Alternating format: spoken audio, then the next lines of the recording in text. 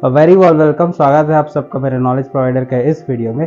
और इस वीडियो में आज हम डिस्कशन करने वाले हैं कि अर्थ का एक खुद का इलेक्ट्रिक फील्ड भी है क्या। अब यहाँ पर ये जो आज मैं डिस्कशन करने वाला हूँ कि पृथ्वी का एक खुद का ही विद्युत क्षेत्र है जो यहाँ पर देखने को मिलता है।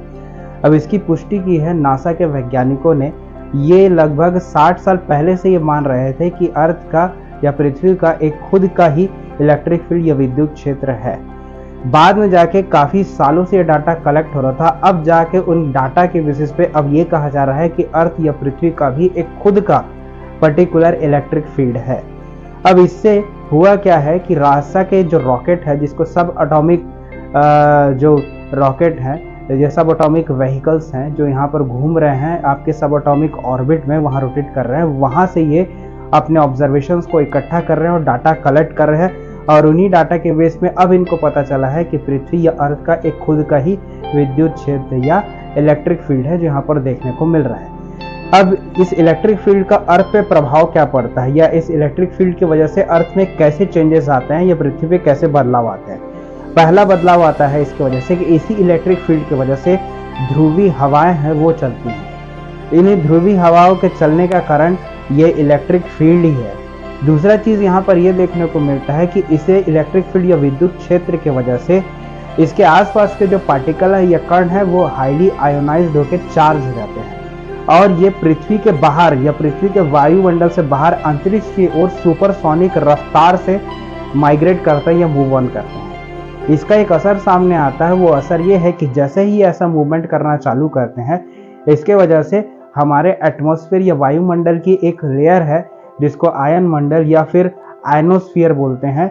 ये आयनोस्फीयर ऊपर की ओर जाती है और ये अंतरिक्ष की ओर मूव करती है, जिससे कि आप देखेंगे कि आयनोस्फीयर हमारे एटमॉस्फेयर के लेयर में काफी ऊपर की ओर है। तो इस लेयर को फॉर्म होना या इस लेयर का अंतरिक्ष की ओर जाना, पृथ्वी के एटमॉस्फेयर के नीचे की ओर नहीं अंतरिक्ष की ओर जाना, ये बिकॉज ऑफ दिस आयनाइज्ड या फिर आपके आयनाइज्ड पार्टिकल की वजह से हैं, जो इसी इलेक्ट्रिक फील्ड की वजह से आयनाइज हो पाते हैं, चार्ज हो पाते हैं, जिसके वजह से ये आयनोस्फीयर का लेयर मेंटेन है। तो ऐसा कहा है आपके मेनार्ड के एक रिसर्च साइंटिस्ट ने, जिनका नाम है ग्लिन कॉलिंसन। और ग्लिन कॉलिंसन ने अपने ऑब्जर्वेशन में ये बताया है कि हमारा जो अर्थ है वो सिर्फ एक यूनिवर्स में पड़ा हुआ एक मिट्टी का गोला नहीं है। हमारा जो अर्थ है या हमारी जो पृथ्वी है ये एक गुरुत्वाकर्षण क्षेत्र भी है। ऐसे हर प्लैनेट या फिर हर ग्रह का एक खुद का विद्युत क्षेत्र होता है, जिसके वजह से भी ये विद्युत क्षेत्र भी एक कारण है जिससे किसी भी ग्रह या किसी भी प्लैनेट का एक खुद का एक वायुमंडल होता है या खुद का एटमॉस्फेयर होता है। तो उस एटमॉस्फेयर को मेंटेन करने में, बनाने में इस इलेक्ट्रिक फील्ड का भी या इस विद्युत क्षेत्र का भी बहुत बड़ा हाथ होता है, जिसके कारण अर्थ का भी या हमारी पृथ्वी का भी वायुमंडल है या फिर एटमॉस्फेयर है वो मेंटेन कंडीशन में है।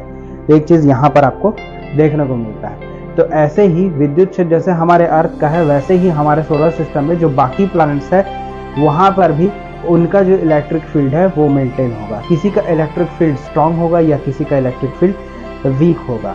ये जो फील्ड है इनको बोला जाता है एम्बीपोलर इफेक्ट। अब एम्बीपोलर इफेक्ट इसलिए कहा जाता है क्योंकि इसी वजह से जो ध्रुवीय हवाएं हैं वो चलती है और इसी की वजह से जो आयनोस्फीयर की लेयर है वो मेंटेन कंडीशन होती है और वो अंतरिक्ष की ओर होती है ज़्यादातर, ना कि पृथ्वी की ओर। तो ये सब चीज़ें इसमें देखने को मिलती है और इसके वजह से काफ़ी सारे जो बदलाव हैं वो हमारे अर्थ में देखा जाता है। तो ये एक पर्टिकुलर चीज़ है जो नासा के वैज्ञानिकों ने अपने 60 साल के ऑब्जर्वेशन पे यह डाटा कलेक्ट करके इस ऑब्जर्वेशन को फाइंड आउट किया और इसे निकाला है।